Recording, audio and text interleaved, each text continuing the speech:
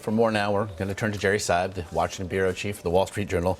Jerry, as always, very good to see you. Thank you. Lots to get to, including a great piece that you wrote following the president-elect's press conference. But I do want to ask you first about the relationship between the president-elect and now the intelligence community. As Major's piece did refer, we have seen a verified tweet storm as opposed perhaps to a tweet squall this morning. Again, he has placed this once again at the hands and the feet of the intelligence agencies, allowing this to leak while also promising an answer from his team in 90 days. What to make of what has now been called an open war between the president-elect and the people who would serve him? I think it sort of is an open war now, and he keeps edging it back from this open war and then walking back up to it again. And you can tell that it's not a passing thought on the part of Donald Trump. He's genuinely convinced the intelligence community has done him wrong, and I think there are going to be long-term consequences. One of the consequences may be that he may make some changes in the way that intelligence community is structured and functions. The other question, though, that people have is it really smart to pick a fight with the spies and the people who know how to do covert action? I mean, there's a long history in Washington of people trying to take on the intelligence community and discovering they know how to fight back, too. Well, and it would also seem, and I'm struck, in speaking to our Steve Croft, who sat down with the president, there was a discussion between those two men of the idea of improvisation as a tool to win and a way to shape policy. It would seem the threat to remake the intelligence community is an offshoot of that. Yeah.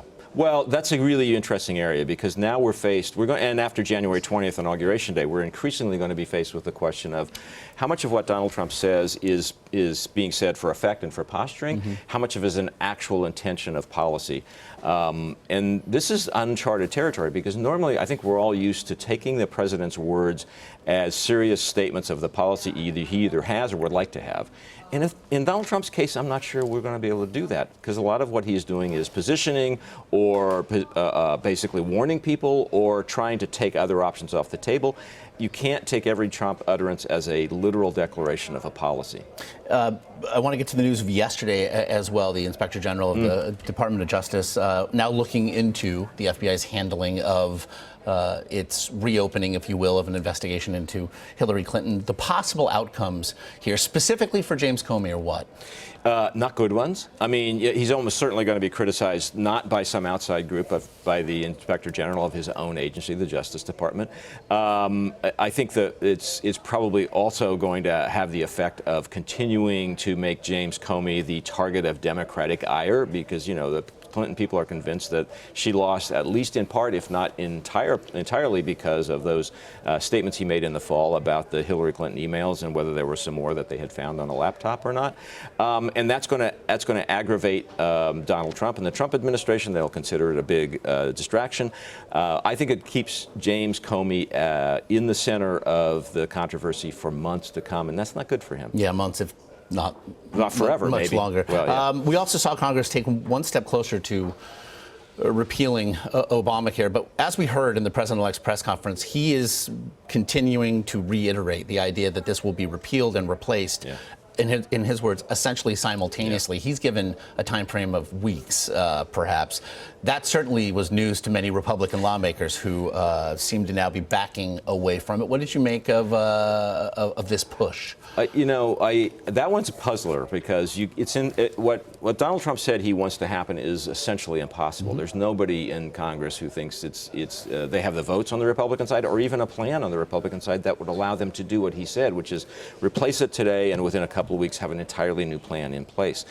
I think what he is really doing, and this goes back to the how literally can you take it, I think what he's really doing is creating pressure on Republicans to move faster. You know, they talked about it'll take us 2 years to come up with a plan to replace Obamacare. I think what he's really saying is you guys don't need 2 years. Don't take 2 years. Move faster. That doesn't mean literally 2 weeks, but it means faster than you wanted to. Because it's a position where words matter. Yeah. And we are now parsing literal meanings and figurative meanings. It speaks perhaps not only to a new challenge for the media in terms of covering the incoming president, but also obviously his congressional colleagues in dealing and governing with the president. I know you, again, wrote a piece following the president-elect's first news conference since he was elected. Jerry, you wrote, and I quote, "So how did President-elect Trump handle it with the same combination of frontal attacks and quick sidesteps that worked so well for him through all of 2016? First, he dismissed the dossier containing the allegations of Russian influence as fake news, phony stuff. A lot of people said after watching that performance that in a way it does seem like he's still running for the job he will soon have, but if he's quite literally not willing to answer even the simplest of questions about the most important of topics, where do we go from here?" Well, I think it's a mistake to think that this is just a carryover of campaign style. This is just the way Donald Trump operates. And what, he's always said, if you attack me, I'm going to attack you back. And so what he's learned, I think, is that going on the attack, framing the controversy in your terms, not your enemy's terms, and then using bluster if necessary to blow past it is a great way to basically convince people that you're right and they're wrong,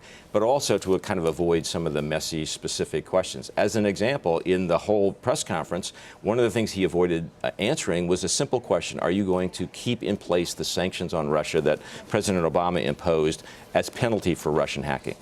Simple question, yes or no answer. He had managed to avoid it entirely because he was on to attacking his opponents. Another simple question also: did anybody from your campaign have any contact with Russian officials prior to the election? Again, blew right past it. It does seem questions, if nothing else, that many people do want answers to, yourself included. Jerry Exactly. Seib of the Wall Street Journal. Jerry, thank you as always. Thanks. Happy to be here.